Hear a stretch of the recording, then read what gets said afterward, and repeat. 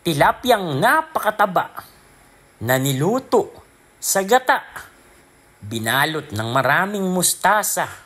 Mismo na rin ba'y lutong probinsya? Ay halika't manood ka dahil tatakamin kita.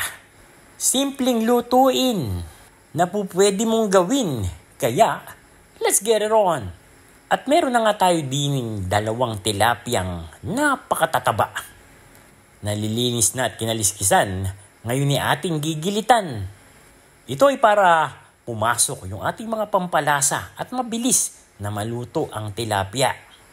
Dahil nga napakalaki nito, kailangang pumasok yung ating mga pampalasa doon sa loob. Kaya nilagyan na natin ito ng asin, garlic powder, at ground black pepper.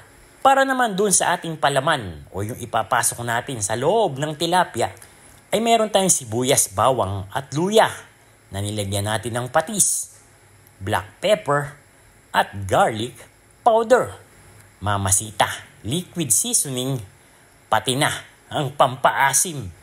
Naglagay tayo dito ng 1/2 tablespoon ng sinigang mix ni mamasita. At pagkatapos ay atin nang ipapasok sa loob ng tiyan ng tilapia. Kaya lalo itong mananaba. Huwag mo din kakalimutan lagyan ang kanyang ulo.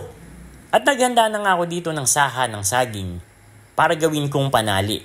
Pwede kayong gumamit ng kitchen twine kung meron kayo nito. At inilatag ko na din ang dahon ng mustasa sabay ikot at balot sa ating tilapia.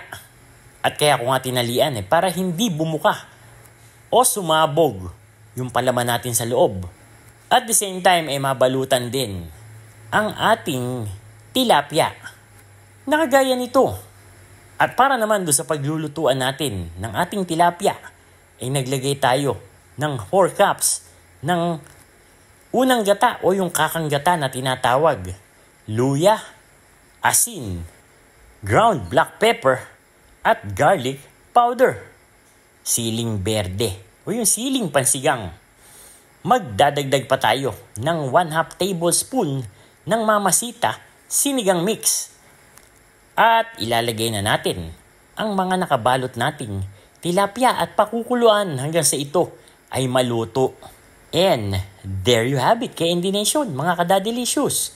Ito yung ating version ng sinanglay na tilapyang matataba na talaga namang magugulat ka sa sarap at lasa, lalo na kung mahilig ka sa tilapia.